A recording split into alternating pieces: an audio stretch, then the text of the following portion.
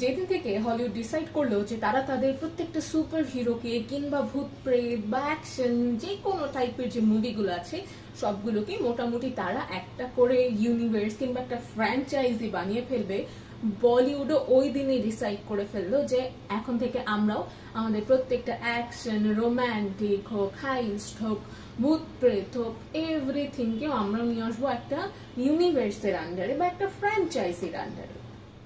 আর এরকমই একটা ফ্র্যাঞ্চাইজির নতুন একটা মুভি রিলিজ হয়েছে, উইচ ইজ মা। এই মুভিটা নিয়ে আজকে আমরা কথা বলবো, তাই আর দেরি না করে grab your popcorn, settle in and let's get into the movie.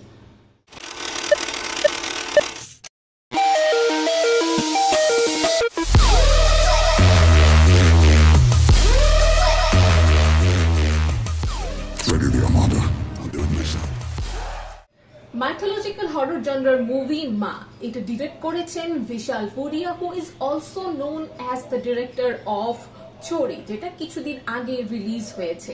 And এই মুভির লিড ক্যারেক্টারে আছেন কাজল, আর এই মুভিটা এসেছে দেবগন ফিল্মস এর প্রোডাকশনে। মুভির স্টোরি দিয়ে যদি খুব ছোট্ট করে বলি, যেটা ইউজুয়ালি মার্কেটিং এর টাইমে বলা হয়েছে, it's a story of Kali goddess and রক্তবীজ, অর্থাৎ তারা একটা মাইথোলজিক্যাল লজিক এনেছে এই পুরো স্টোরিটা বিল্ড আপ করতে, এবং এটার সাথে ব্লেন্ড ইন করেছে মাদারলি ইমোশনস, অর্থাৎ কাজল এখানে তার মেয়েকে ডেমন্স থেকে বাঁচানোর জন্য কি কি করে, কিভাবে করে, সেটাই আসলে এই মুভিতে তুলে ধরা হয়েছে। বাট এটা নিয়ে আরো ডিটেলসে কথা বলবো মুভির পজিটিভস অ্যান্ড নেগেটিভসে। শুরুতেই কথা বলবো মুভির পজিটিভস নিয়ে, আর পজিটিভ অ্যাসপেক্টের শুরুতেই যে পয়েন্ট আছে সেটা হলো ভিজুয়াল প্রেজেন্টেশন। মুভিটা ভিজুয়ালি খুবই স্টানিং হয়েছে। কোন দিক থেকে? মূলত তারা এই মুভির যে স্টোরিটা, অর্থাৎ একটা ডেমনিক ট্রি, সেটা হচ্ছে মানুষের or like women's child, female child, তাদের স্যাক্রিফাইসেস চাইল্ড, সো সেই প্রত্যেকটা জিনিস যেভাবে পোর্ট্রে করতে হবে সেই পোর্ট্রেয়ালটা খুব সুন্দর করে মুভিতে দেখানো হয়েছে।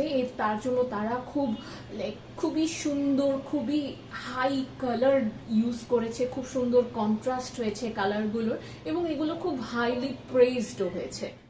মুভিতে ভিএফএক্স, স্পেশাল ইফেক্টস এর ইউজ অনেক বেশি ছিল, যেটা কোনো কোনো জায়গায় একটু নেগেটিভ পয়েন্টসেও চলে যায়, বাট আদারওয়াইজ খুবই ভালোভাবে মুভিটাকে পোর্ট্রে করা হয়েছে। ভিজুয়াল প্রেজেন্টেশনটা দারুণ করা হয়েছে। ইনফ্যাক্ট সিনেমাটোগ্রাফি কিছু কিছু ক্ষেত্রে খুব আউটস্ট্যান্ডিং ভাবে প্রেজেন্টেবল হয়েছে, and specially the Durga Puja sequence was outstanding. Second positive aspect is acting. Yes, অ্যাক্টিংকে এবার অন্য সব কিছুর থেকে আগে রাখার কারণই এটা। This movie is completely owned by Kajol. তার পারফরমেন্স, তার মাদারলি ইনস্টিংস, তার যেই ডেমনিক রূপ চলে আসে একটা টাইমে মেয়েকে সেভ করতে, এভরিথিং ওয়াজ অ্যামেজিং। তার ইমোশনস, তার ক্যারেক্টারের সঙ্গে ব্লেন্ড ইন হওয়া, you can feel every bit of it. এছাড়া বাকি যারা সাপোর্টিং ক্যারেক্টারে ছিলেন, অর্থাৎ কাজলের মেয়ে ক্যারেক্টার যে প্লে করেছেন, plus Indranil Chatterjee was also really outstanding. Third point of positive aspect is songs and BGMs. এখন আমরা যেটা দেখতে পাচ্ছি, ধীরে ধীরে বলিউডের BGM is getting better each day. এই মুভিতেও আমরা ঠিক তেমনই দেখেছি, অ্যান্ড দেবগন ফিল্মস অর্থাৎ অজয় দেবগন মিউজিকের উপর বরাবরই খুব গুরুত্ব দিয়ে এসেছেন, এবং এই মুভির ক্ষেত্রেও আমরা সেটা দেখতে পেয়েছি। তিনি খুব গুরুত্ব সহকারে মুভির মিউজিকগুলো কিংবা বিজিএম গুলো খুবই গুরুত্ব সহকারে তিনি দেখেছেন। বাট একটা জিনিস যেটা বলার এখানে, সেটা হচ্ছে মুভিতে গান তেমন একটা নেই, একটাই গান আছে, and that is also like filmed in a good way. যেহেতু এখানে মানে এটা একদম স্টোরি বেসড একটা ফিল্ম, সো তারা ওই স্টোরিটার উপর খুব ভালো ফোকাস করেছেন, which is really a positive thing. Now let's move on to the negative aspects. আর নেগেটিভ অ্যাসপেক্টের শুরুতেই যে বিষয়টা নিয়ে কথা বলবো সেটা হলো স্টোরি লাইন। ইয়েস, এই মুভির স্টোরিটা খুব যে একেবারে ইউনিক একটা স্টোরি না, এটা একটা মাইথোলজিক্যাল হরর। সো তারা ওই মাইথোলজিক্যাল বিষয়টাকে বেস করেই বিভিন্ন হরর এলিমেন্টটা রাখার চেষ্টা করেছেন, বাট এখানে তারা হরর এলিমেন্টটাকে খুব সুন্দর করে এক্সিকিউট করতে পারেননি। For that reason horror elements গুলো খুব প্রেডিক্টেবল ছিল, ইভেন টুইস্ট গুলো খুব প্রেডিক্টেবল ছিল, এবং আপনি বুঝতে পারবেন যে ওকে নাও দিস গানা হ্যাপেন। সো এইটা আসলে অডিয়েন্সের এক্সপিরিয়েন্স নষ্ট করে। আর বাই নাও আমরা এত পরিমাণ হরর মুভিজ দেখে ফেলেছি, লাইক আমরা জানি কোরিয়ান হরর মুভিজের উপর আসলে হয় না, হলিউডও খুব ভালো হরর মুভিজ বানায়, ইভেন বলিউডেও আমরা লাইক 90s এর একটা মুভি যদি বলে থাকি কৃষ্ণা কটেজ, ছোটবেলায় দেখেছি, এখনো ভুলিনি কিছু কিছু সিন। তখন ওইখানকার জাম্পস্কেয়ার, স্টোরি ব্লেন্ডিং, প্লট টুইস্ট গুলো খুব অ্যামেজিং ছিল। ওই লেভেল থেকে ইভেন অনেক আমি শুনেছি মালায়ালাম বা সাউথের অনেক মুভি থাকে যেগুলো খুব ভালো ভালো প্লট টুইস্ট থাকে বা যেগুলোর অরিজিন খুব ভালো থাকে, সেখানে এই স্টোরিটা খুব বেসিক একটা স্টোরি ছিল, সেইভাবে ব্লেন্ডিং করেছে, বাট ওইটা প্রেডিক্টেবল ছিল, যেটা অডিয়েন্সের কাছে মনে হয়েছে যে ওকে লাইক আমরা এটা কেন বুঝতে পারছি, না বুঝতে পারলে যে যে জিনিসটা মানুষ এখন বুঝতে পারে না তাদের কাছে ওইটাই ইউনিক লাগে, ওইটাই ভালো লাগে। So that is a negative point. Second negative aspect of this film is a heavy use of VFX.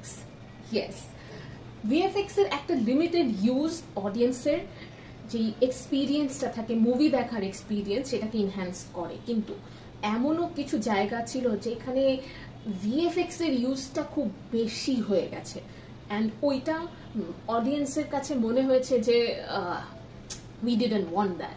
এই সেম একটা ডিবেট বা এই সেম একটা প্রবলেম কিন্তু আমরা ব্রহ্মাস্ত্রের ক্ষেত্রেও দেখেছি, যে অনেক heavy use of VFX and special effects and everything. So we want something real. পুরো মুভিটাই যদি হচ্ছে একেবারে গ্রিন স্ক্রিন বা ব্লু স্ক্রিনে করা হয়, পুরোটা যদি ভিএফএক্স বেসই হয়, তাহলে ওয়াই নট পুরোটা এআই দিয়েই হয়ে যাবে একটা সময়। তখন তো আর রিয়েল অ্যাক্টিং, রিয়েল অ্যাকশনস এর like প্রয়োজনই হবে না। Though Kajol has said in many interviews that she has done so many actions, মানে অজয় দেবগন নাকি তাকে হার্নেসে লাইক লটকিয়ে পুরো একেবারে মুভির অ্যাকশন গুলো করিয়েছে। So yeah maybe, but still এখানের অ্যাকশন গুলো যতটা প্রেইজওয়ার্দি হওয়ার কথা ছিল, ভিএফএক্স এর এন্ট্রি বা ভিএফএক্স এর সাথে ব্লেন্ডিং হওয়ার কারণে সেটা আসলে কমে গেছে। Third negative point of this film is pacing. Yes, এই মুভির pacingটা খুবই slow. Like first half is really slow, R second half কেমন যেন একটু গুবলেটেড, like এরকম করে লাইক হয়ে যাচ্ছে হবে এটা করবো এরকম করে লাইক একটা মিল দেখানোর দরকার, একটা এটা সেটা করে মিল দেখাই ফেলতে হবে, এটা করতে হবে, সেটা তারা করে দিয়েছে। So that also bothered us as an audience যে ওকে এত স্লো কেন দেখালো ফার্স্ট হাফ, আর কেন এরকম হলো। So that is all the positive and negative aspects of the film Ma. আমি সব দিক বিবেচনা করে এই মুভিটাকে দিচ্ছি 2.5 stars out of 5 stars.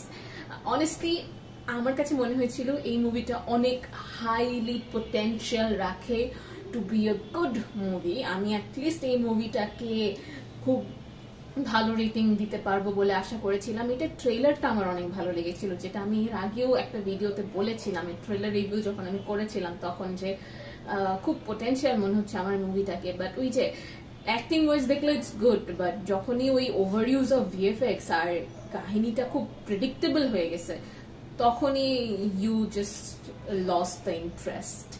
So that was the review of my cine ইমবাইভার্স। আপনারা মুভিটা দেখেছেন কিনা আমাকে কমেন্ট সেকশনে জানাবেন, অ্যান্ড আমার ভিডিওতে যদি ভালো লেগে থাকে তাহলে hit a like, share it to your friends and families and movie lovers, and don't forget to subscribe to Cine Imbibes.